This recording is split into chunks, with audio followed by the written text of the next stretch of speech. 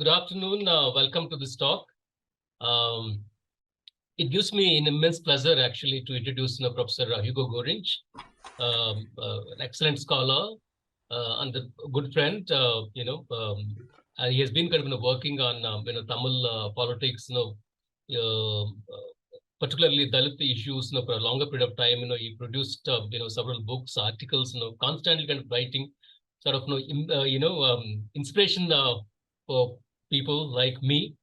So I sort of draw a lot of ideas and then aspects from his own research, because especially he's looking at Tamil Dalit politics, and then I generally look at Dalit politics in AP, and so trying to kind of take from each other.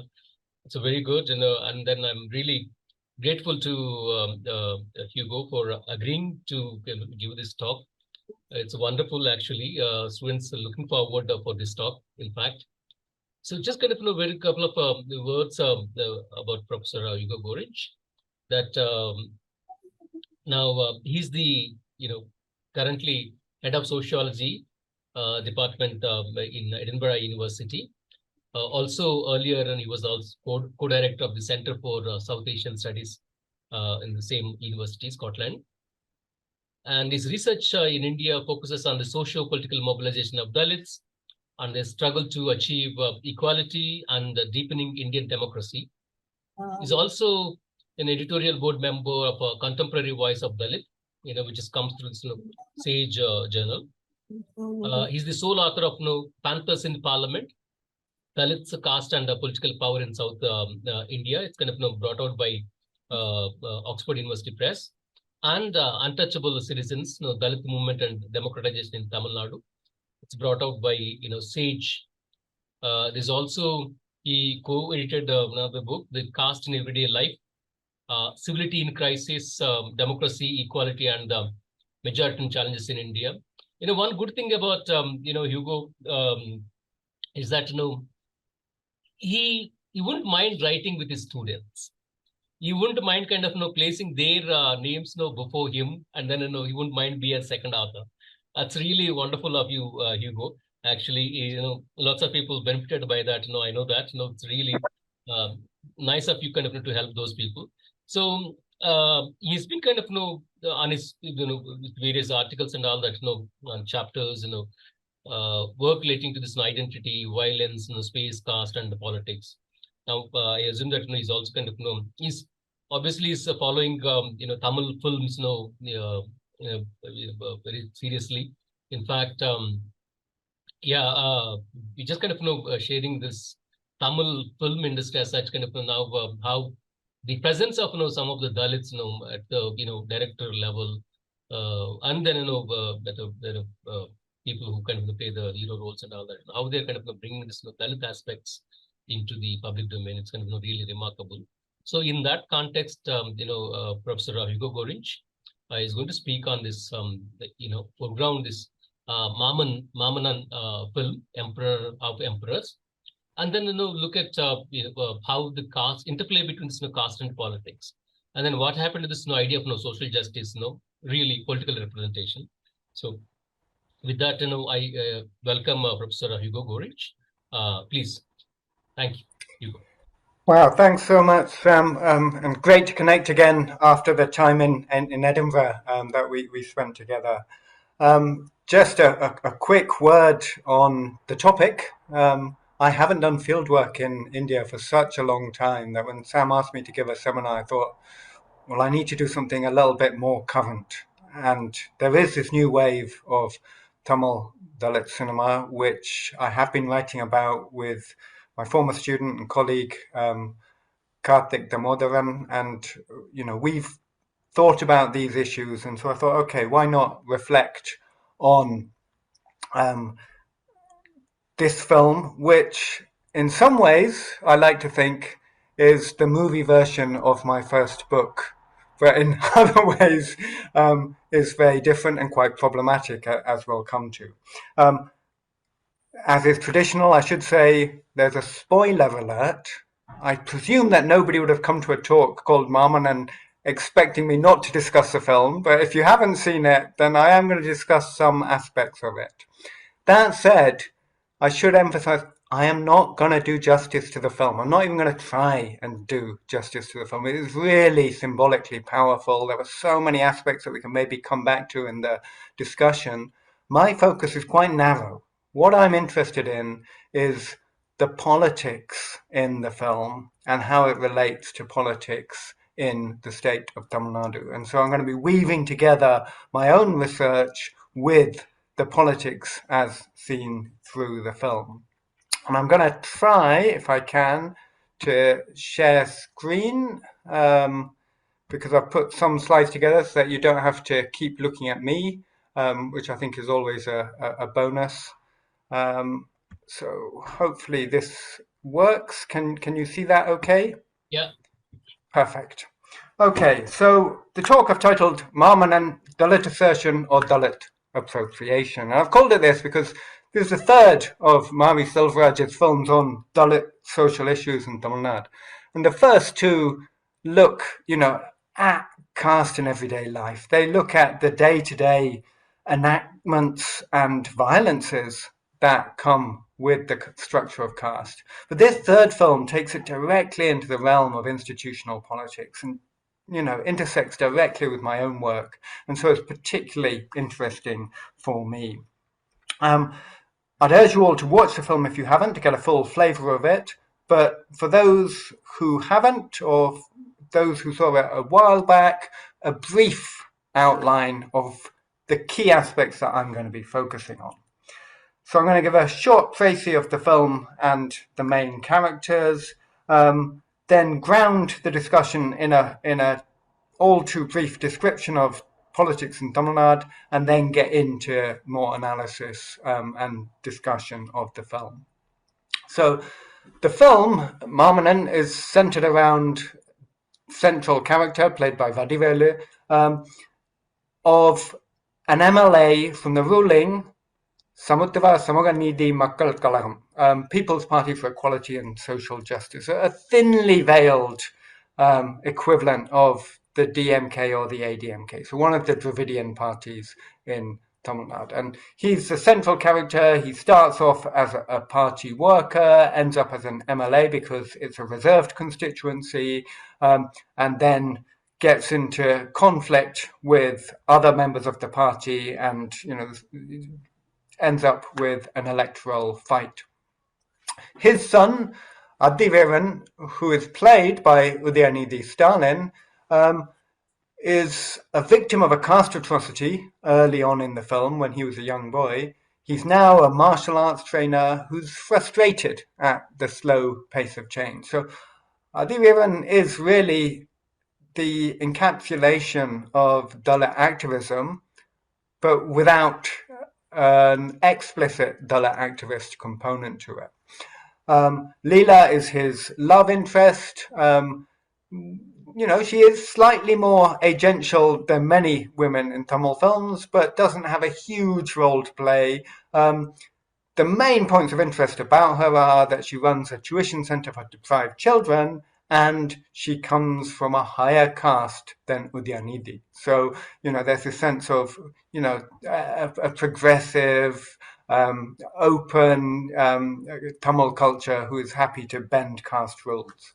Finally, you have Ratnavel, played by Fahad Fasil, who is the casteist villain. He's a power broker within the party, within the SSMK, and he's the one who calls the shots, who determines who stands where.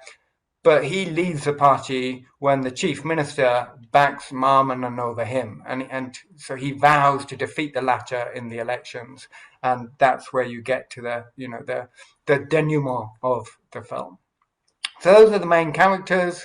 We'll come back to some of the key points as we go through, but just so you know who I'm talking about when I mention people.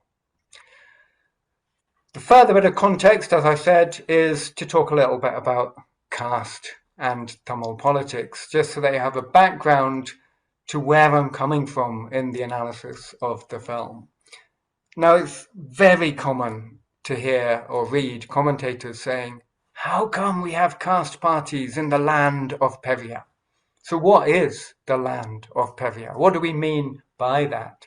And again, so EVR or Peria, radical rationalist, anti-caste campaigner, from whom, or from whose, Dravidar Kalaram, the two main Tamil political parties, the DMK and the ADMK, emerge. How radical was Peria?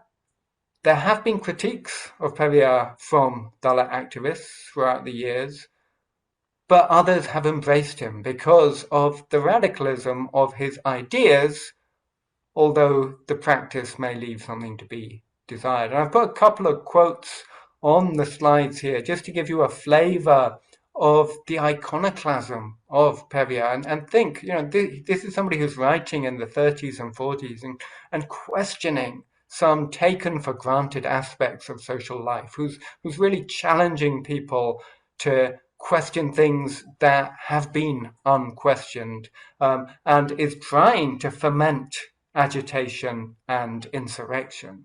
So while all men are born as equals, to say that Brahmins alone are the highest and others are low is nonsense. It's roguish to say so. It's a big hoax played on us. These sentiments are still current. They're still required. And the fact that they are speaks both to his radicalism, but is also an indictment, as we'll see, of Tamil politics. Again, as long as we give room for domination and dominators, there will be worries and worried people. Poverty and pestilence will live eternally in the country. And again, this is an insight which subsequent research has picked up time and again. Think about, the spirit level by Wilkerson and Pickett. Think about Thomas Piketty's work on capital. And, they show that inequality breeds inequality, and that the more equal a society is, the fairer it is, the happier people are. So, these are insights that stand the test of time. Peria advocated resistance and struggle, as V. Gita points out.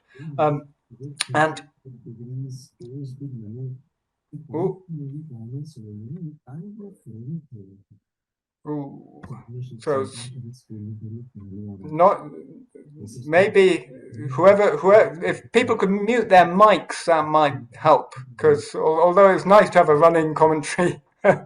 I'll just check that. Sure, thanks, Sam.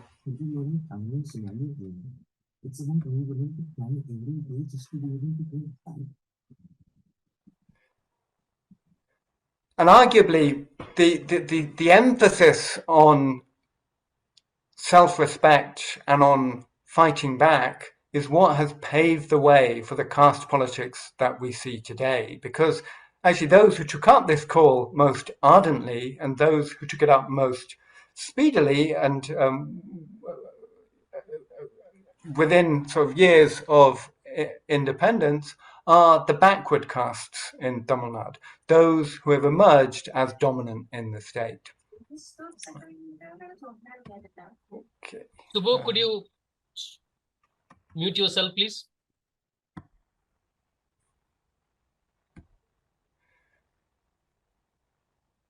Okay, so what we have is what Andrew Wyatt calls a Dravidian duopoly in terms of politics in the state. So Tamil politics since 1967 has been dominated by the DMK and the ADMK. Both lay claim to Peria's legacy, and so you can get, some sense of why commentators say, how come caste in the land of Peria?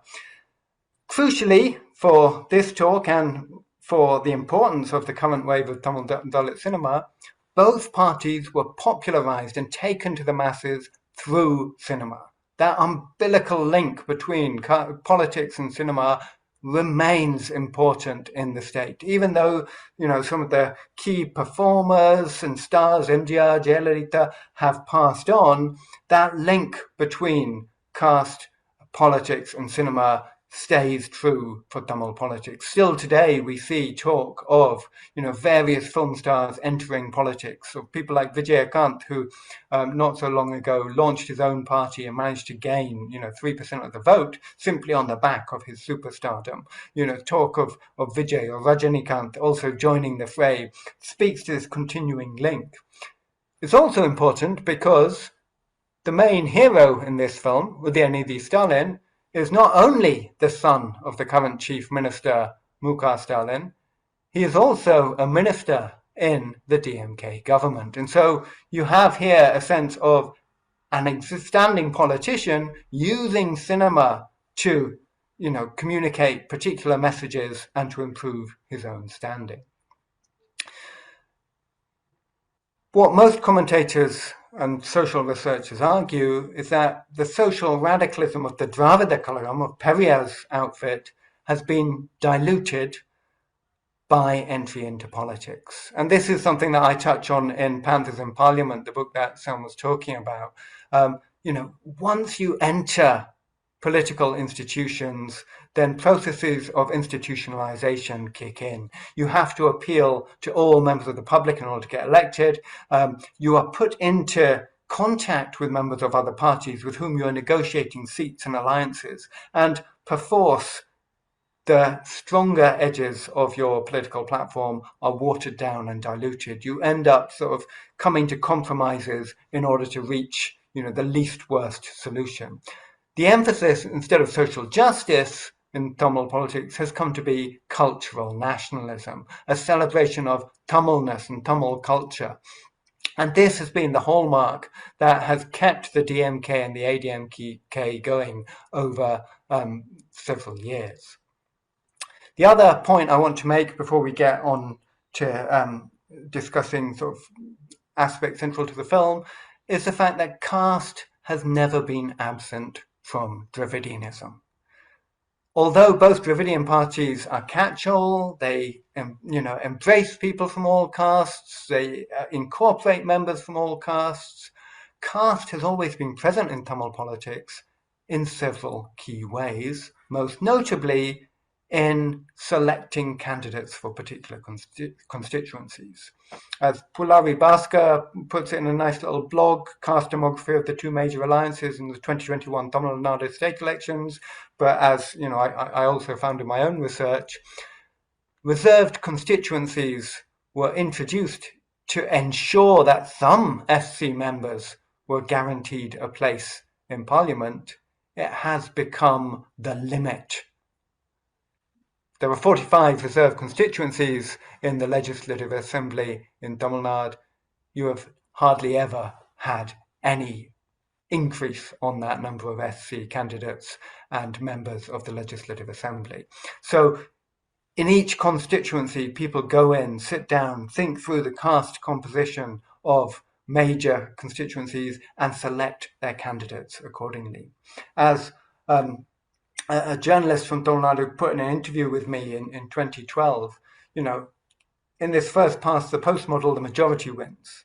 The majority caste, that is. And here he's channeling Ambedkar's notion of the political and the communal majority and saying, well, the communal majority wins. You don't create a political majority given the social dominance of particular groups.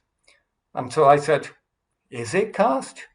DMK and ADMK gets votes from all caste. He said, yeah, all castes vote for them, but the DMK in Madurai will field a colour candidate. Will they field a non-colour candidate? No. In Coimbatore, they'll field, and he goes through and says, well, in each of these constituencies, it's caste that matters. So this is why when you have alliances which on paper, will deliver a victory, that's not necessarily going to transpire because parties can't always take their voters with them if they select candidates of castes to whom people are opposed. As Pandian concludes, you'll vote for whoever Karunanidhi tells you, will you not? It's not so. People are very attuned to the local politics of caste in their elections. And this is something that's been raised time and again by Dalit challengers. And it's important to note, because it's often written out of the history of the non-Brahmin movement, that Dalit pioneers predate the Dravida Kalagam, predate the Dravidian movement, and actually used the term Dravidian way before these groups did.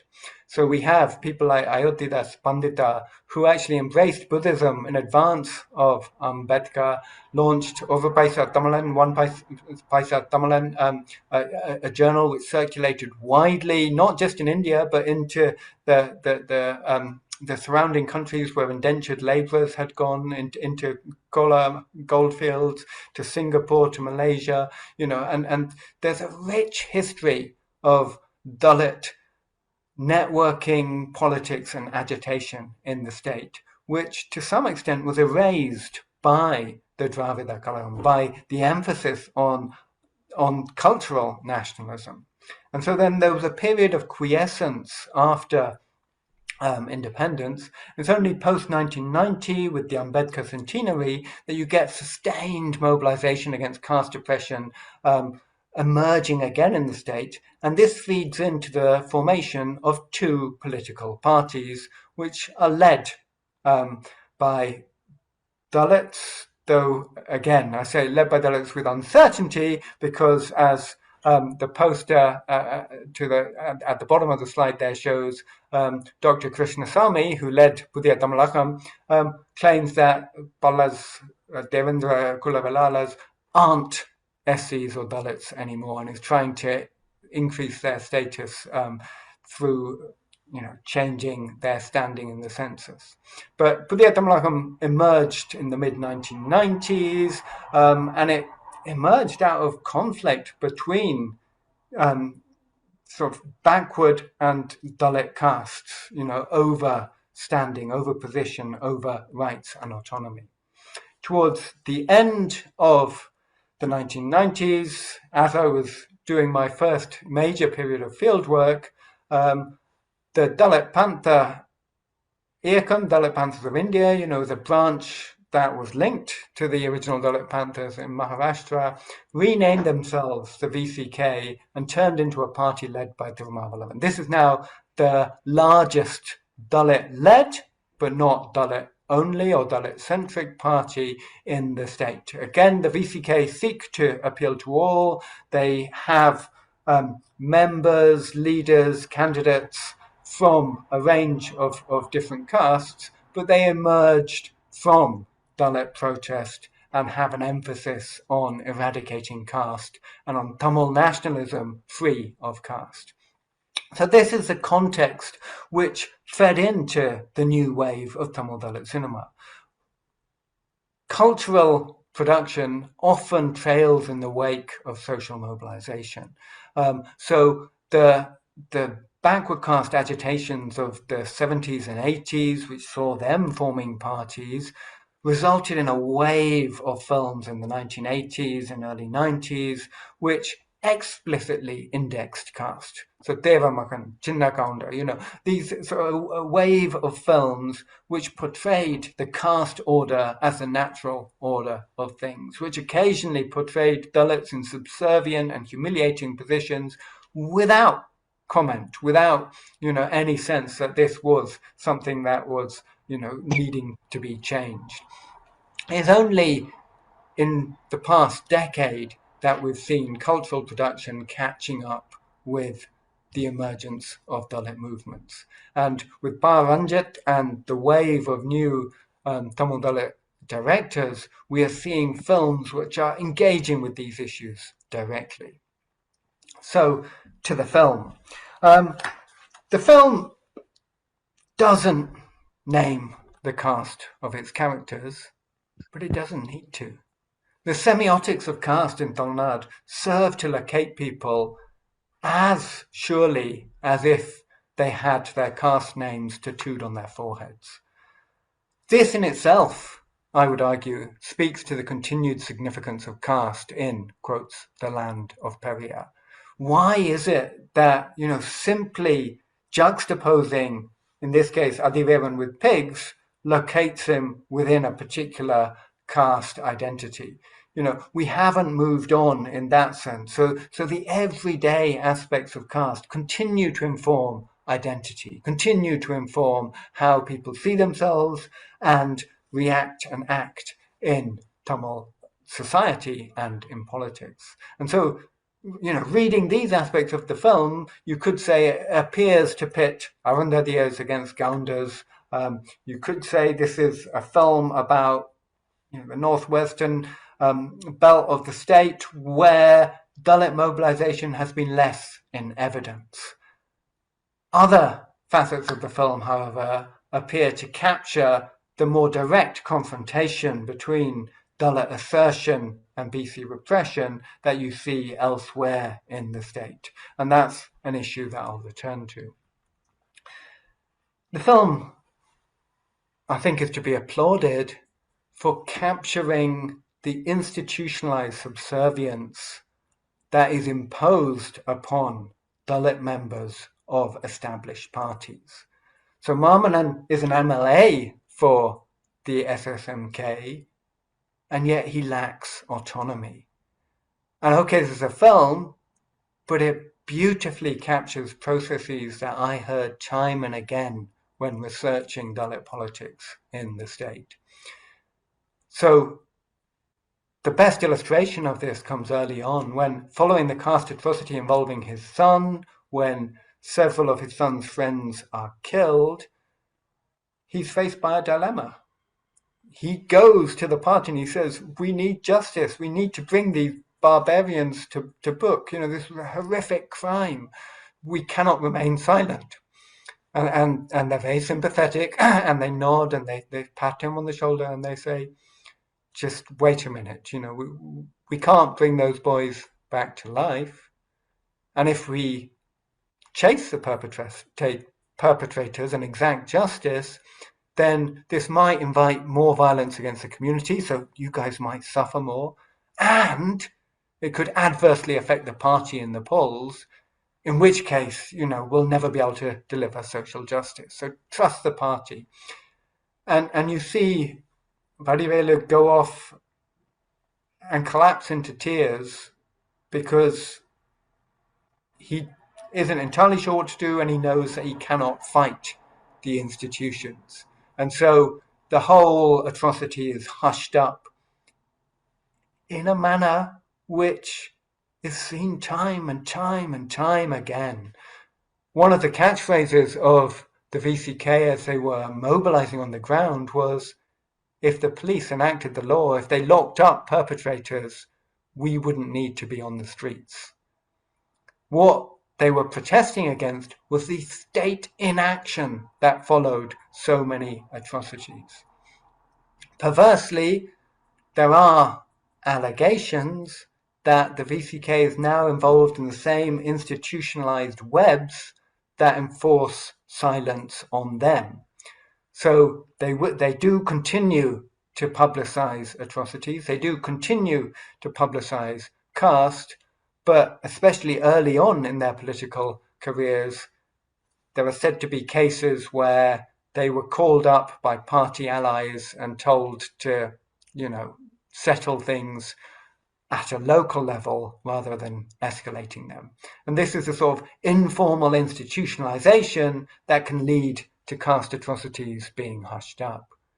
There was a big furore a couple of years ago when the Supreme Court talked about diluting the SCSD Prevention of Atrocities Act because, there was scope for it to be misused. But researcher after researcher came forward to show that actually simply getting a case registered under the Act takes so much work, takes so much effort, and requires so many hoops to be jumped through. All too often it's registered under a different case. False cases are registered against you. So simply getting something registered is a victory in itself, even if nothing comes of it. For this reason, the BAMSEF founder Kanchi Ram spoke of chamchas or proxy, puppets, and said, the Dalit politicians in established parties are mouthpieces for the parties. They are not champions of social justice. They are not champions of Dalit rights. Dalit politicians in established parties, the argument goes, are denied agency and voice. And this was one of the key drivers for Dalit movements and the emergence of autonomous Dalit parties. Now, the film suggests that some of this has changed. The film captures what I think is the zeitgeist of the Jallikattu protests, which we'll come back to, in order to suggest that young people no longer share the caste attitudes, values, and politics of their forebears. And there's, for all the harrowing portrayals of atrocities and caste violence, there's an optimistic thread running throughout the film, which I think we'll return to in the discussion. As with the Dalit Panthers in Maharashtra in the 1970s, this assertion is led by youth. Dalit youth are frustrated by the slow pace of change, but in the film, youth of all castes are frustrated at what are portrayed as backward attitudes and values. The youth generation here is seen as uniting beyond caste. And I talked about the Jallikattu protests. In 2017, in what was called Tamil or Thai Spring, Tamils from across the state united in opposition to a ban on bull running or Jallikattu, and in defense of, quotes, Tamil culture. And they mobilized using social media. So in many ways, they were leaderless. In many ways, it was a grassroots upsurge of people, all fighting against the perceived imposition from the north and in defense of culture.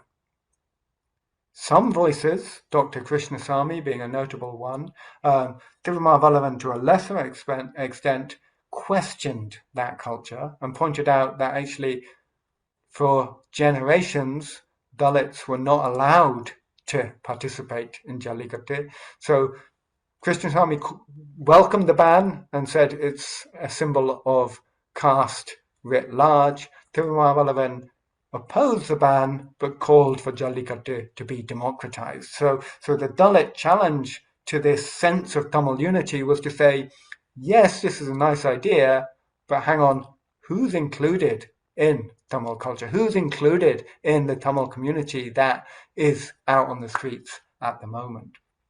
And like the Jallikattu protests, the youth in the film mobilized through social media. And it taps into this notion of social media as somehow progressive and liberatory and allowing for a range of different ideas and alternatives to be communicated, articulated, and for people to mobilize around them.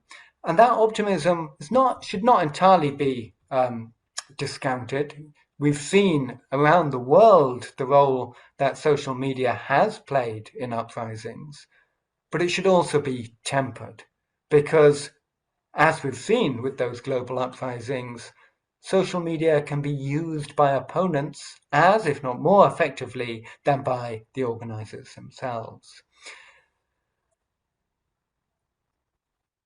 We should also temper the optimism of the film by drawing out some of the points they themselves make. Because the film graphically illustrates entrenched attitudes, it points to how caste persists, but it appears to confine this to an older generation. I would say that these entrenched attitudes persist, but are not confined to a certain group of people and can easily be circulated through social media as well as more progressive messages. So to the graphic illustration, those of you who have seen the film will be aware that one of the pivots of the film is where the villain Ratnavel invites Maamannan and his son for a discussion. There's been an altercation, it's threatening to get out of hand. Then he realizes, hang on, these are party people, we can sort this out. So they arrive, Ratnavel's sitting there with his brother and there's one seat available. And he says to Adhiveran, yeah, take a seat. And Adhiveran's like, no, my dad should sit down. And then you have this great exchange where Ratnavel comes out with a line which says, words to the effect of, look, your dad never sits down. We've tried asking, but he doesn't sit down, and then there's, you know, a bit more back and fro until he comes out and says, look, me asking you to sit down is political. You know, I'm doing this because, you know, I need to show willing. Me refusing to let your dad sit down is my identity. And, you know, this seems like hyperbole. It seems like an overblown, filmy response to social life. But it captures key dynamics that I observed time and again in the field. You would speak to Panchayat presidents from backward castes, you would speak to others and ask them, so, you know, how often do you interdine with people? How often will people come into your home? Oh, they don't come in, you know, they don't feel comfortable, you know, or they would provide tea, but it would be in the portico and it would be in disposable cups. And so John Harris speaks about the persistence of hierarchical values. So caste may increasingly be subject to change in many ways. It may be increasingly contested, but the values that underpin it persist and inform interactions. And this altercation about seating gains particular salience in the Tamil context because of a historical reference. In 1957, Congress politician, freedom fighter Emmanuel Sekharan, one of the earliest Dalit activists, refused to stand up when Muthuramalingam Deva, the leader of the other backward castes of the Deva community, entered the room. And this was perceived to be an affront to his dignity, a failure to respect him. Several days thereafter, Emmanuel Sekharan was killed, allegedly on the orders of Muthuramalingam Deva, and this ignited the riots that swept southern districts in 57. So in bringing that conversation about seating into the film, they are referencing a history of Dalit resistance, a history of Dalit assertion against inequalities, and we'll return to that point. They're also highlighting how caste identities map onto and reinforce competition and animosity between groups, what Karthik Damodaran refers to as competitive associationalism, the way in which different groups build on these identities, campaign on them, and inflame them. The poster with Thirumar Vallabhan in the background, you see two statues, those of Emmanuel Sekharan in the Green Army uniform and of Ambedkar, both of them decapitated. This was an incident that happened during my fieldwork in 2012 when, in an expression of anger against Dalit assertion and an assertion of caste pride, these two statues were vandalized. Such naked casteism, in other words, is not confined to film. Politics in Tamil Nadu is increasingly informed by these values. You see the emergence of more and more caste-based parties. And these associations stress the importance of endogamy, and they police the chastity of women. There's been a rise in caste-related violence, especially around so-called honor crimes. And this is an aspect which I think is strikingly absent from the film. So we have, in the hero and his love interest, notionally a cross-caste love affair, which isn't mentioned once. In that sense, the film is either blind to everyday processes of caste discourse and politics, or is naively optimistic and projecting an optimistic view, because this is one of the first things that would have been picked up by some of the virulent casteist parties that are operating in the state at the moment. In the film, caste hate is seen to devour itself and be self-defeating. The villain sort of mercilessly kills his dogs, mercilessly kills his allies if they don't, if they don't manage to deliver what he wants. So we have this sense of casteism is barbaric, it's self-defeating, we ought to move on from it. But that's an optimism that isn't matched by practice.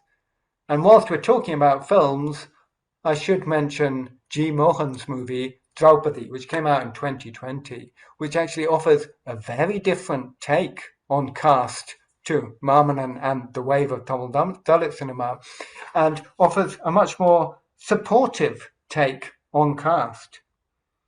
The trailer for the film, it's worth looking at on IMDb, begins with Martin Luther King's assertion that injustice anywhere is a threat to justice everywhere. And you think, yeah, this is a great film. It claims to be based on real life events and show cases of caste hatred and violence. And I'm thinking, okay, this is another one of the recent crop of Tamil films. So far, it's on board with that trend. At that point, however, the narrative shifts. The film shows thugs who are clearly identified as Dalit through the use of well-known political slogans, who are portrayed as seeking to ensnare Vanya women, sort of low-caste but socially dominant Vanya women. And these women are forced to fight back to defend their honor. I said, the importance of endogamy and chastity is central to Tamil politics, it's central to G. Mohan's Draupadi, it's absent from this film. For us, in Draupadi, somebody says, land and women are both important. If anyone lays a hand on either, we will chop it off. So naked expressions of casteism are articulated in the public sphere in films such as Draupadi, as well as in politics. And this should make us think about, the status of casteism, the status of politics in the land of Peria. The second half of the film then focuses in on this politics. And actually reading through the reviews, most of the critics switched off at this point. They all went, yeah, second half drags, it's just about elections, it's a bit dull. To me, this is when the film spoke most directly to my research. And I thought it was great in doing a number of things. Firstly, it highlights what Barnard Bate calls the Dravidian aesthetic, the way of doing politics in Tamil Nadu. So just in that picture there, still from the film, you see, the shawling, the colours, the veshtis, the ways in which people do politics, the flagstaffs which are raised in every village. There's a particular aesthetic attached to politics in Tamil Nadu, which stems from the emergence of the Dravidian parties and has informed all subsequent entries into politics, including that of the VCK. If you look at things like invitations to weddings, you see that aesthetic played out, so each of the invitees will be coloured in a particular way to index their party affiliation and so on and so forth. The film also showcases the polarization that occurs when an outspoken Dalit candidate, even if they are from the ruling party, contests elections. So what we see in the film is exactly what played out when Pudhiya Tamilakam and the Vidalai Sivathiyal Katchi first entered the fray in 1999 alongside the Tamil Manila Katchi Congress.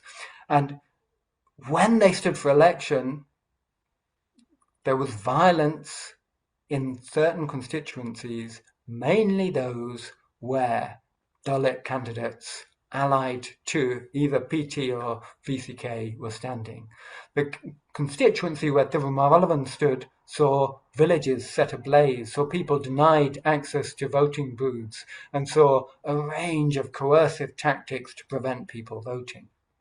Cash, offering people money to vote, coercion, telling people they have to vote for one party or preventing them from voting, and caste are key ingredients in the film as they were in real life. In the film, things seem to end again on an optimistic note. Maamannan becomes Speaker of the House in one of the most symbolically powerful scenes in the film. The picture at the bottom there shows the Chief Minister, modelled obviously on Periyar, and all other members of the Legislative Assembly, including Ratnavel's wife, forced to stand until the Speaker has entered and taken his seat. So a symbolic inversion of normal caste rituals. Ratnavel, as you see in the photo higher up, even goes and congratulates Maamannan on the victory, symbolically looking up at him and, congratulating him on succeeding.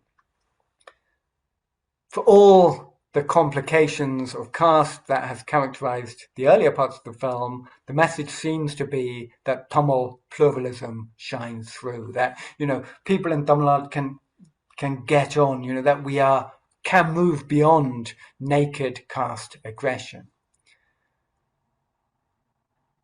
This, I would argue, in some ways serves to whitewash Dravidian politics. It perpetuates a rhetoric of Dravidian exceptionalism that's been seen most recently in the book The Rule of the Commoner, but is, given in some of the pictures you have on the slide there, this notion of the Dravidian development model, the notion that social justice has reached Delhi with the arrival of Muka Stalin, the notion that Jayalalitha, can be celebrated as, State Girl Child Protection Day, Dravidianism as embodying social justice. You see this in a tweet which Udayanithi had this tweet exchange or X exchange with Ranjit, and he says, whenever the DMK came to power, social justice was made relevant in the form of laws and schemes. Our leader is following the path of Anna and Kalinga, starting from Parashakti to Maamannan. These are films. We have been continuously promoting social justice through art forms. It's a century-long struggle for equality against a 1,000-year-old Sanatana, an incomplete struggle. We know one movie can't bring an upside-down change in society, but, we can travel towards that. This sense of Dravidianism being linked, joined at the hip to social justice. So let's just pause for a minute and think, this is the son of the Chief Minister, this is a minister in the DMK government who is talking about a film. Where are the policies to address social justice? Where are the expenditures of the special component plan, the funds set aside for scheduled caste citizens? Where is the action on sewer deaths? Where is the action on manual scavenging? The danger is that the rhetoric can sometimes trump the reality. Caste sharks, as the newspaper article that I've clipped in the bottom of the slide there, continue, and social justice remains an illusion for those at the foot of the caste hierarchy. This aspect is pointed to in the film, but seems to be resolved at the end. And what I want to point to in concluding is the fact that we need to be wary of such optimism, because actually the journey to be travelled remains a long one. In fact, Ratnavel's character, this evil villain who is nakedly casteist, has been embraced online. And this is why I cautioned against the embrace of social media as progressive.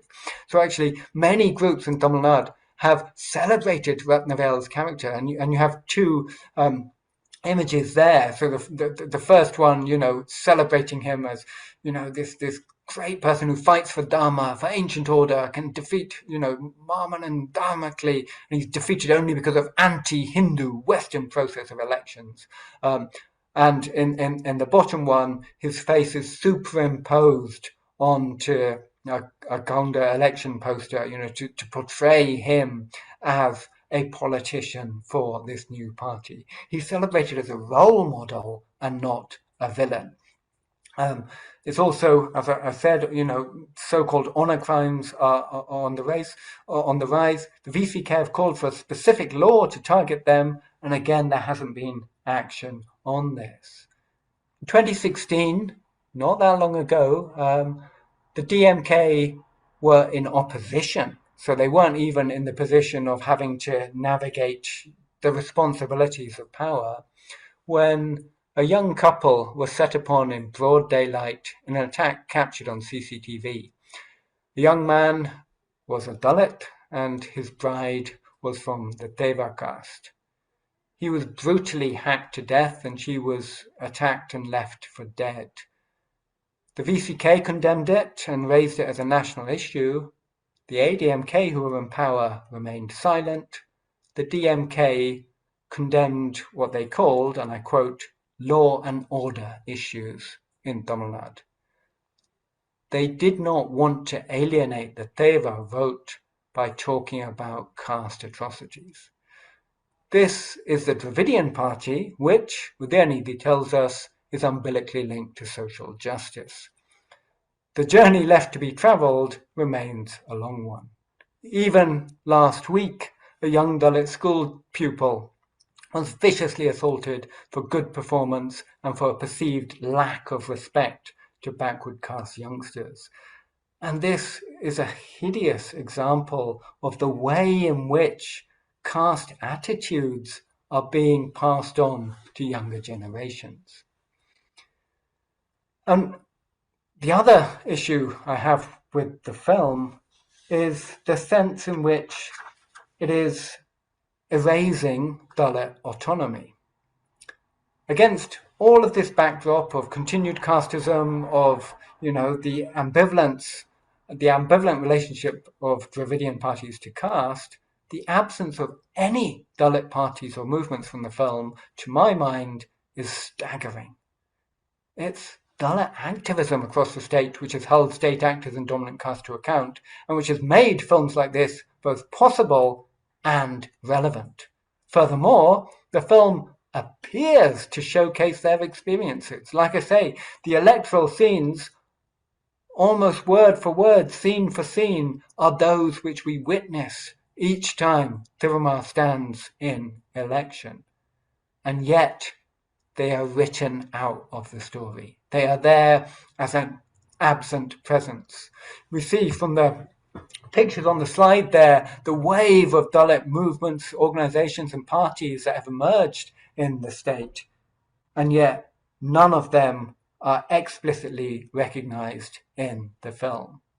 So yes, there is a sense that the film is based on the true life story of P. Dhanapal, the first Dalit Speaker of the House, who was a member of the ADMK and wasn't a member of a Dalit party. But actually, the scenes that we see in the film, the narrative of the film, and the possibility of the film owe so much to the Dalit movement. Yes, the director is probably trying to appeal to all, trying not to antagonize any potential viewers, but it smacks of an appropriation of Dalit activism. So just to conclude this talk with signs of hope, where does this leave us? It's a fairly sort of depressing portrait of the continued interplay between caste and politics in the land of Peria and in the state of Tamil Nadu. What I would say is that the caste dynamics you see in the film are not ancient history. Many of them continue and are played out repeatedly. Dravidian parties have not matched rhetoric with action. Udayanidhi speaks about a journey. He's a minister in the government. He could do more to act rather than to act in films. The recent implosion of the ADMK following the death of Jayalalitha has actually offered more space for polarization, both in terms of alliances with the BJP, but also in terms of caste parties and groups. Set against this, and finishing on a more optimistic note, this new wave of Tamil cinema is creating alternate scripts and narratives. So the theorist Jeffrey Alexander talks about the importance of such narratives and scripts for social change. Talking about the civil rights movement in America, he notes how films, novels, plays actually serve to advance the cause of cultural change, serve to start to change mindsets and attitudes in a way that is vital to the parallel process of politics. So what we're seeing with this new wave of Tamil Dalit cinema is the beginning of open conversations about castes that used to be sort of brushed under the carpet.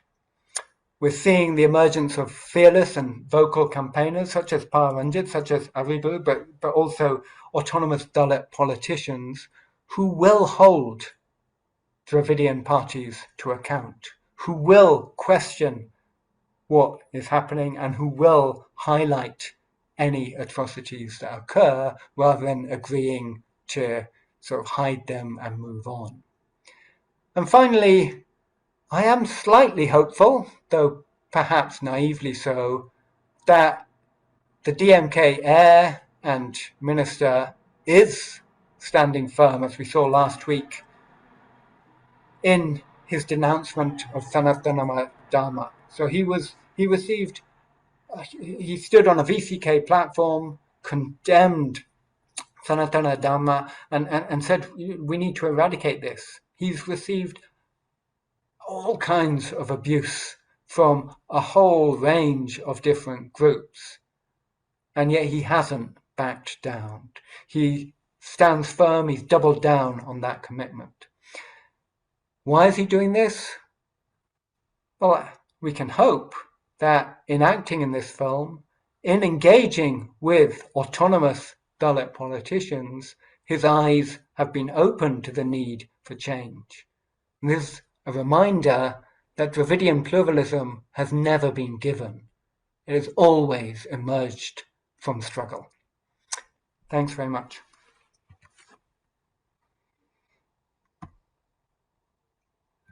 Thank you, Hugo. That's a wonderful, pinpointedly every aspect of film you have touched. Although very modest in saying that I don't really can justify, but you did more than justification. Brought out so many issues, particularly the political aspects of that, and then the lacunas also. The not mentioning the independent Dalit movement assertions, and also people like Tirumavalan. All that there are some issues, but I see that I guess not placing them in the film has a larger implications, because they do not want these people to kind of I think that's kind of large. I think there's a hidden agenda into that. Definitely we could see that, and also the honor killings. The marriage. I think that's also the important aspect. Actually, time and again, every year we read a lot of incidents of violence on honor killings in Tamil Nadu. Tamil Nadu is kind of notorious on that, so obviously other states also, but many cases from Tamil Nadu, but not kind of actually mentioning that it's as you said, it's absolutely kind of surprising in a way.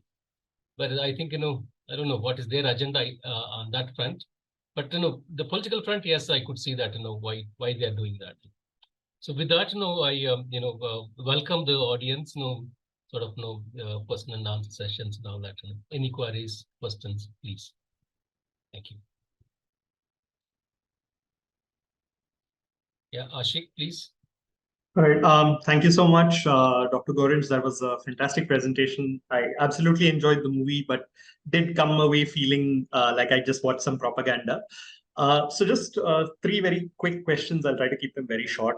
One is, what is the suite of options available to Mari Selvaraj as a director when he gets a call from the son of the chief minister to make a movie starring the son of the chief minister, right? I mean, we're not talking about a free set of constraints, or especially in the context of the Karnan controversy, where they had exchanged words, where Mari Selvaraj had made a movie about how under DMK rule, Dalit suffering continued. Second question is, how far do you feel this is an updated version in certain ways of the old MGR films, which were essentially, as Pandian has argued, the image trap, an attempt to kind of create a progressive sort of political persona while at the same time sort of following policies that are deeply conservative. And thirdly, this is just a doubt I wondered throughout the movie, what is the symbolism of the train? We keep seeing the train throughout in the background of the house. Later on, there's a song about the train. Does the train represent anything? Am I sort of overreading into that? So just a few questions. I hope I've not taken up too much time. Those are brilliant questions, Ashik. Thanks so much. And you're probably better qualified to comment on them than I am. What options did he have? I mean, Udayanidhi wasn't just starring in it; he was producing it. So the DM. This is the other thing about politics in Tamil Nadu. There's such a close control of the media through political parties. So, I think his option was to not do the film, or to do it in a way that worked for Udayanidhi. So yeah, I mean, but it's such a radical change from Karangan, this sense of the Dalit fight back to actually it's all fine, as you say, there is an element of propaganda there. Is this an updated version of MGR from there? That's a great point. Yes, I mean the Image Trap is a wonderful. Those who haven't read it, it's a slim volume but packs a real punch and talks about how MGR got people on side, established such a following by presenting himself in particular ways, and talks about that, how he establishes hegemony in that way. Yeah, and certainly the DMK are adept at using films and media in order to gain that sort of propaganda, to gain that sort of ideological heft. So yes, I think you're absolutely right that it is an attempt by Udayanidhi to present himself in a particular way. The train, I mean, my reading of it is just, that it's the symbol of development. So this is Tamil Nadu, we're an advanced state, things are moving, things are developing, and yet we're still stuck in the past. So it's that sort of metaphor, as I said, because yeah, you're right. It's always in the background rather than being a central feature. Right. Yeah. Thank you so much.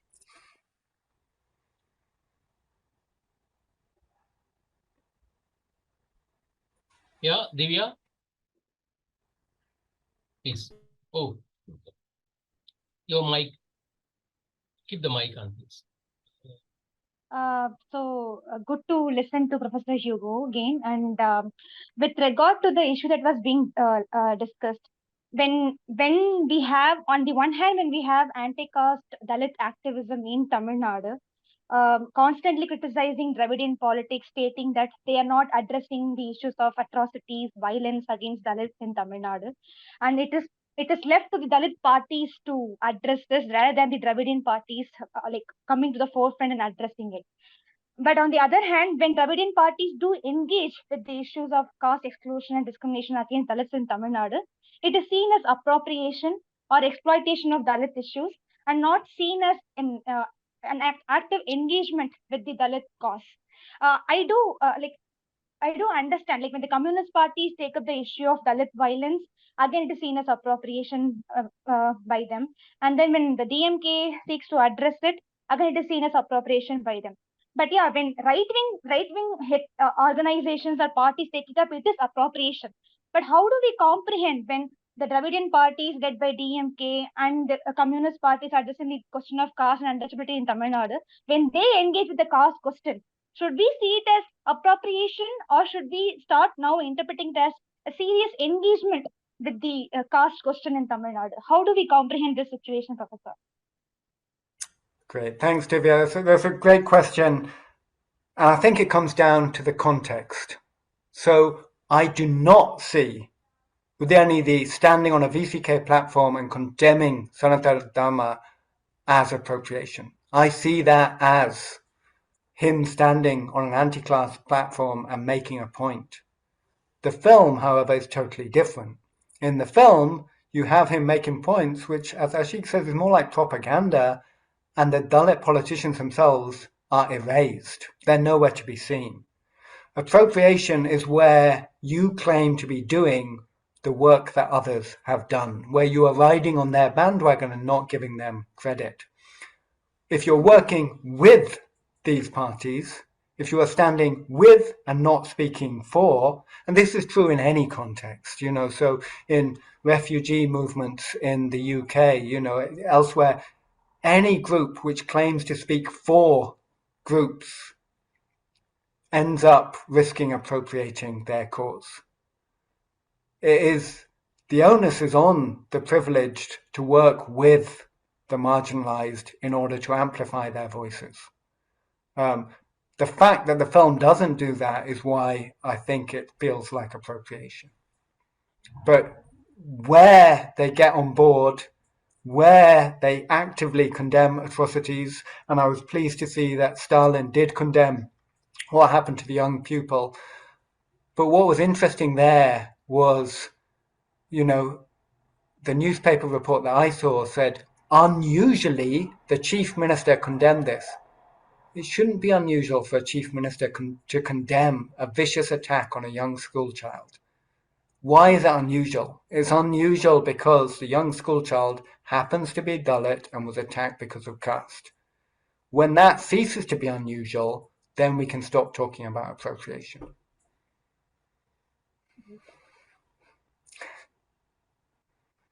Thank you, Professor.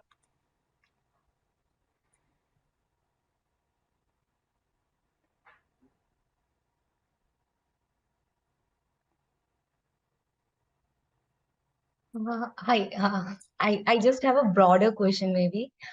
Thank you, Hugo, for your presentation at the talk.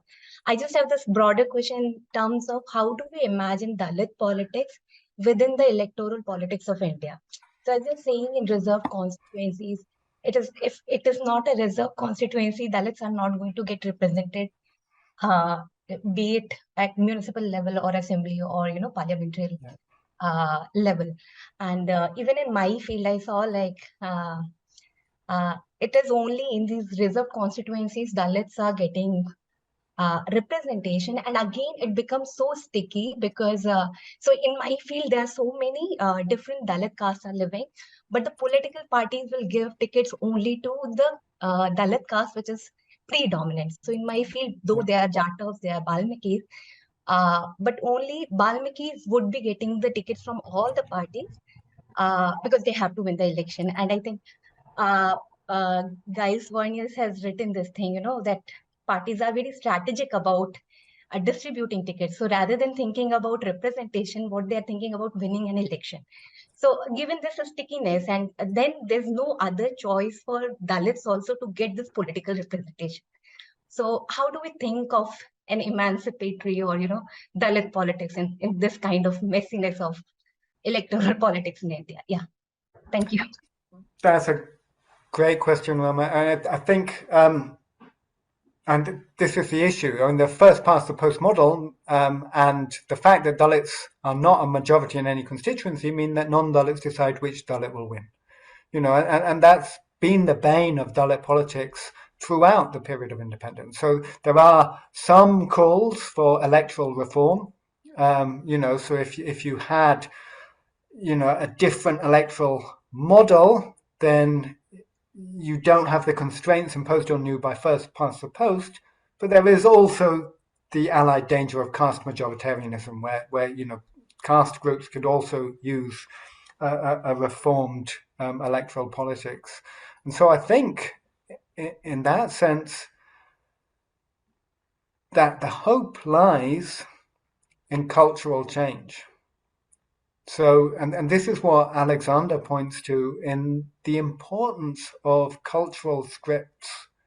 So if we change social attitudes such that, like in the film, the youth do rally around when there's injustice, then we can shift away from caste politics. Up until that point, we are trapped in institutions that lock us into a particular mode of doing politics. So yeah, you are always going to choose the Dalit caste in a reserved constituency and not in a general one. You are always going to choose the caste which is most numerically preponderant because you are seeking to win rather than to effect change. So I think there needs to be a dual process. You need to have a political, but also a non-political. And this is why, as has been said with Green parties in Europe, when a movement enters politics, there's a depletion of civil society. When the VCK gave up grassroots mobilization and became a political party, we lost the most powerful actor against caste atrocities in Tamil Nadu to some extent. What you need is that grassroots mobilization to hold institutions and politicians to account. Let's take an example of NREGA, the National Rural Employment Guarantee Scheme. It was applied across India. It worked most effectively in states where groups were monitoring it at the grassroots level, where they were making sure that payments were paid properly, on time, and to the right amounts. Where that didn't happen, it became an avenue for corruption. So alongside the political, for all its faults, we need that push for social change. And that's why social movements are so important. So, and this is not a quick solution. It's going to take time,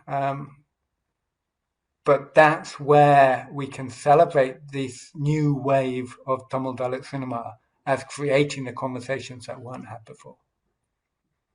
Thank you. Thank you. Professor Vishnu? Thank you, Hugo. I'm asking this question with a sense of hesitation because I haven't really watched the movie that you are talking about. I've not had a chance to look at it. But the question that I have actually is about the relationship between radicalism on the one hand and the logic of the electoral politics on the other. There's an old book that Gyanendra Pandey wrote about the ascendancy of Congress in UP. And his main thesis was that as Congress becomes popular in UP, as 1920s and 30s, the radicalism of the Congress declined. That's the putting it very briefly. In other words, as you move towards greater mobilization of social forces, you find that if you are a party aspiring to power, then radicalism is actually the spirit of radicalism is blunted. And this is the kind of thing you find again and again. That's one. Second, if you look at Kanshiram, if you move from that to Kanshiram always thought that Bahujan, the idea of the Bahujan aspiring for power, because that is what Kanshiram thought that Dalits actually need. They need power to change things. And as we know, in case of Uttar Pradesh and also in other places, it's not easy to capture power. As a result, what has happened? Now, BSP has lost out in UP to a very large extent. But what has changed radically in Maharashtra, in UP, in Tamil Nadu, many other places, the underlying cultural milieu in which the caste equations are played out have really changed. And some of the conflict is actually a sign of the contestation. And today in UP, for example, the Dalits may not come back to power single-handedly, but the narrative on the ground actually has changed to a very large extent. You cannot do certain things in UP villages that you could do 30 years ago. And what has happened? It is because of the grassroots mobilizations of the Dalit local intellectuals that actually have altered. And you mentioned about the culture, that actually remains a significant enduring part of this mobilization. That you are changing the way people are thinking. And the resistance to this is actually now coming retaliated through violence. So there's a kind of dialectic of this, dialectical reading of this violence. Unfortunately, the more you find this is going to happen, the more violence you may find in the realm of society. And similarly, the more you enter into the electoral politics, it is very difficult to hold on to radicalism for any political party. I don't know if I'm making sense. This is something which I wanted to say in a kind of larger. I don't know if you think about these comments. Sure. Thanks, Professor Bishnoi. You're totally making sense, and I agree with the points you're making. Two things. I mean, the way I start the book Panthers in Parliament is to quote the old aphorism that power corrupts, and we see time and again that entry into politics leads to de-radicalization and a dilution of radicalism. We see that happen with the Dravidian parties, and you see that, you know, with Congress in the example you gave, but elsewhere as well, and that is always a problem for radical actors. And so the best hope, as you point out, is through those cultural networks, conversations, which change attitudes. The one reservation I have against that is in the politics of India at the moment, where what we see is that the only parties which have been able to stand up to the BJP, which it has such a hold on media and social media, are those which have re-embraced a kind of radicalism, which have a forthright message. What you saw in Tamil Nadu, in West Bengal, and other states which withstood the BJP wave was an articulate expression of dissent. So actually, what we've seen with the VCK in recent years is a resurgence of radicalism. We've had a Thirumavalavan who went into his shell after joining politics, openly talking about burning the Manusmriti and critiquing it, openly campaigning against caste dharma. So actually, at a time of populism where simple messages resonate, a return to radicalism may be the need of the hour, because simple messages can only be combated by other simple messages. You know, if you combat a nice, neat slogan with a lengthy 2-hour lecture, you're going to lose people. So those parties which have been able to articulate a clear, coherent opposition are those which have succeeded best. And I think this has been the problem of the BSP in UP, that they've lost that ability to articulate a coherent platform, and therefore they've lost voters to different parties. But I think you're right that it is also a reflection of success in some ways, in that they have created different dynamics on the ground, and so they no longer have a vote bank of people who will uncritically vote for them. You know, so part of the success of the BSP has been to create voters who actually stand back and go, no, we have alternate choices, we are going to vote elsewhere. But yeah, no, so those were great points. Thank you. Thank you. Radha? Yeah, hello. So my question was that Mari Selvaraj had mentioned at the audio launch that Vadivel's character in the movie was based on Devar Magan, right? Which was an earlier film which had Kamal in it. And he said that one of his problems with it was that it sort of glorified caste pride. And it led to, I think, one of the songs from the film was widely used by the Devar group to, show their caste pride, right? And with his movie now, Maamannan, he had aimed to sort of subvert that. And he had aimed to sort of subvert Vadivel's character there and turn him into an actual agent here, right? But as we see, even now, people are sort of using Ratnavel as a role model rather than a villain, right? So my question is, do you think Mari Selvaraj fell into the trap of glorifying caste pride, or is it not on him and is it on the audience?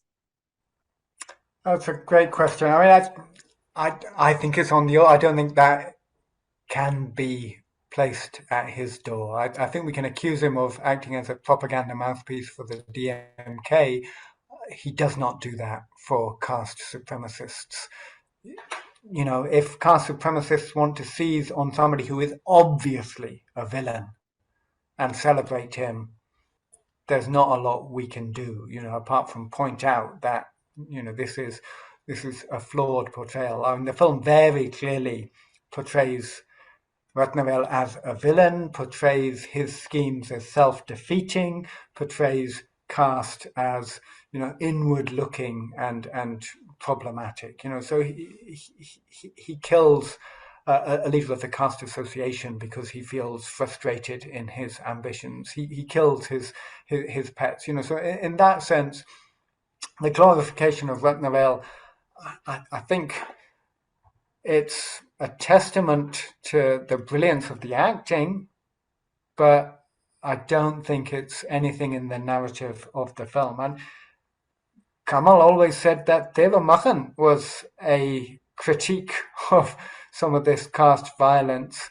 But again, that was seized upon and reappropriated. But Maamannan was not as explicitly anti-caste as this film is. In terms of, yes, Marisol Red says that Vadivele's character is based on the character he played in Maamannan, where he's very subservient. And that journey is portrayed to a certain extent in this film. We see Maamannan going from the subservient, quiescent, humble party worker to Speaker of the House. What we do not see is the extra step to autonomy that most Dalit activists have. So you know, it's a step in the right direction, but it's caught within the web of Dravidian politics, is what I would say. Thank you. Karthik, please. Dr. Karthik. Thanks. So I want to preface my question by saying that I've not seen the movie. But I found it interesting, the choice of regions, right? I mean, it is true that the northwestern part of Tamil Nadu is where Dalit mobilization has been weakest. It's also that part of Tamil Nadu where the DMK's hold is the weakest. And it is the part of Tamil Nadu where two of the main political opposition leaders to the DMK come from, right? From the BJP and the ADMK. And so is there like, what would you say to their choice of the region where the movie has been located? And yeah, so that was sort of my question. Is there an interesting dynamic there? Great question. I mean, I think there's. I mean, I've not interviewed the film director. I've not interviewed any of the. I don't know what their political calculations are. I'm sure you're right. You know, some of that will have played into it. But I think the Western region is a convenient place to set it simply because there are no established or large parties. So you set it anywhere else and immediately you get cinemas burnt by the Vanya Sangam or by the Deva groups because they go, this is us, you know, or you have the VCK embracing it and saying, you know, this is showcasing us, you know, and either applauding the film or critiquing it. In setting it somewhere where you don't have those established, it's safer in that sense, you know, so you can anonymize it slightly more than you'd be able to if you set it elsewhere in Tamil Nadu. So I think that was one of the calculations at play, as well as these wider political machinations. That I think you're right that those are happening in the background as well. Thank you. Anyone? So I'll just kind of use moderator space, you know, to ask one question, Hugo. I mean, I'm concerned about the use of violence in the film. I mean, just, you know, underneath, are they trying to say that, you know, you have to kind of meet violence with violence? just large concern about this Ambedkarite politics, right? Ambedkar never encouraged anybody to use violence, democracy, protest, and all that, But against that, you'd see that, here in the film that, violence has to be kind of, I mean, if the caste is being reproduced, produced and reproduced by the, through the violent means, then, the only way to break it, by using the violence against the perpetrators. So just your comment on that, please. Actually, my reading of the film is that it doesn't support or endorse a violent counter. In fact, the Maamannan is celebrated for his reserve, for not engaging in a free-for-all. And I mean, I read this as an implicit celebration of the fact that so both Pudhiya Tamilakam and the VCK emerged from parties which fought back. They promised to return a hit for a hit, and then entered party politics and adopted a non-violent institutional path. And this seemed to be endorsing that approach rather than, fighting back. What Athiveeran's character points towards is the temptations of violence. If you are being hit, if you are being threatened, if you are, facing atrocities, the temptation is to hit back. And there's a debate to be had here. My earliest encounter with members of the VCK was in an urban slum in Madurai, where they were talking about stopping motorbikes in rural Tamil Nadu, asking people what caste they were, and attacking them based on the answer.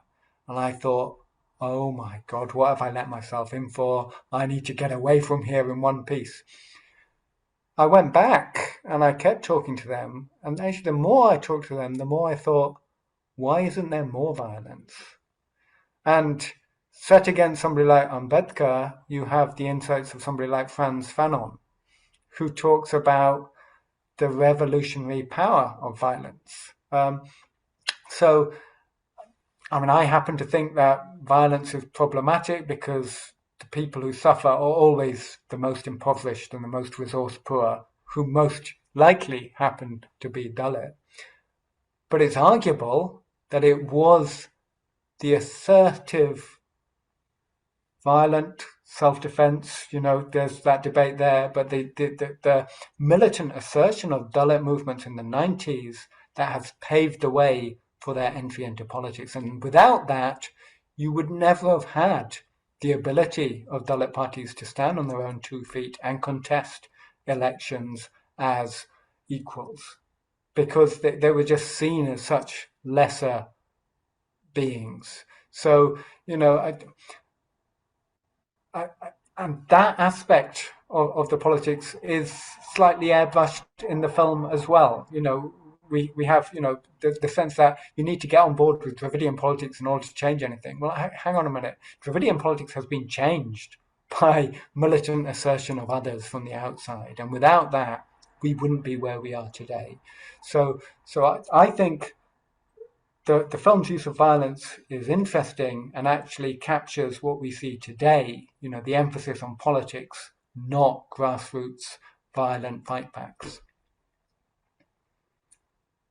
I think what I also see that, not asking the Dalits, to use violence is also putting burden on them, especially kind of when the perpetrators are using violence to silence them. Not retaliating is kind of, is definitely not taking them anywhere. If they have to kind of stand there and then stand in the elections, claim their space, I think, they have to compete.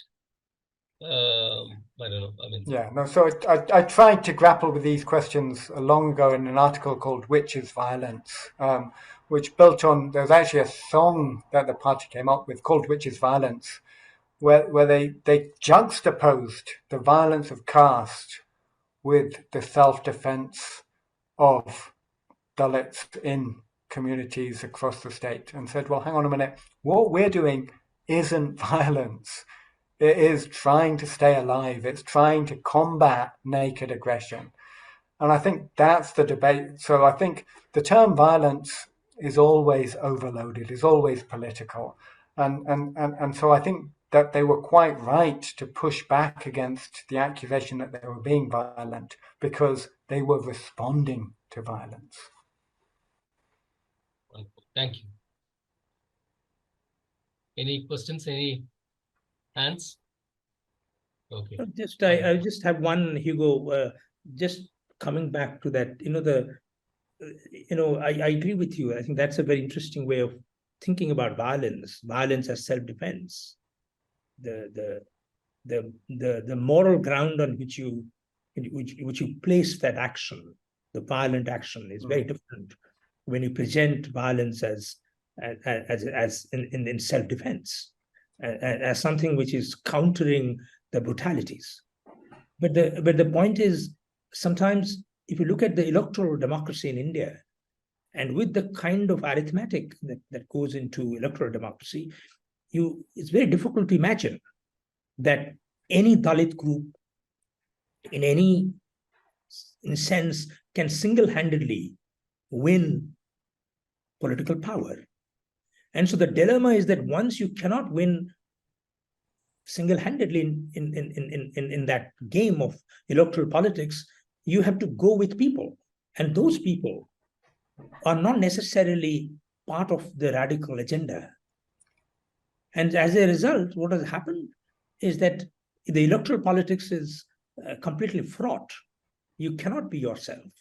You are not, there's a bad faith out there.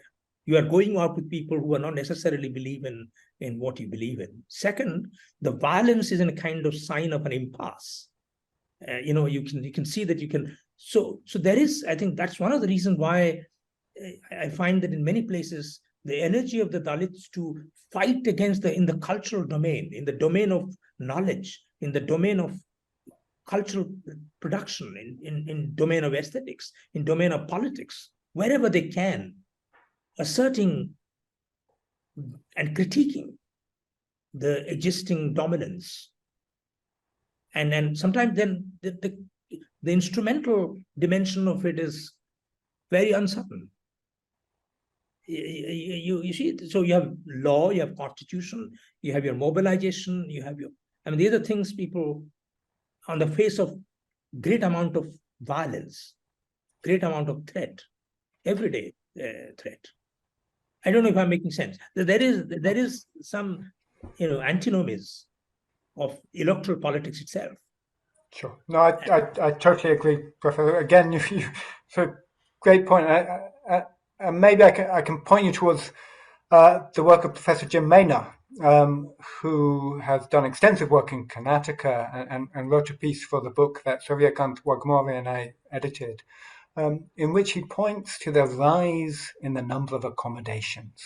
And what he means by that is a number of times aggressors and victims or survivors come together and agree a compromise. And Dalit activists point at this and say, that's corruption, that's compromise, that's awful. But James Maynor takes a different point. He says the fact that aggressors are agreeing to an accommodation is a sign of victory. They would never have done this in the past. So actually what we see in the rise of accommodations is a shift in political culture in which certain actions are seen as no longer acceptable and as requiring some redress. So maybe that's the sort of arena in which we can get away from violence, which can also easily escalate and rebound upon the marginal, into a sphere in which there's more dialogue, there's more discussion, and there's more opportunities for accommodations of some nature. And so his account in Karnataka suggests that, this marks a shift in caste dynamics. Excellent. Thank you, Hugo. would like to kind of go, but we have I've taken a lot of your time. So I mean, thanks so much for the invitation, like Sam. kind of speak.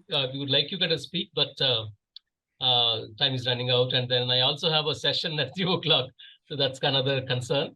But thank you very much. This is a wonderful, elaborated topic, and lots of students actually kind of who are very new to Dravidian politics or kind of caste politics in Tamil Nadu. This is sort of an introduction for them.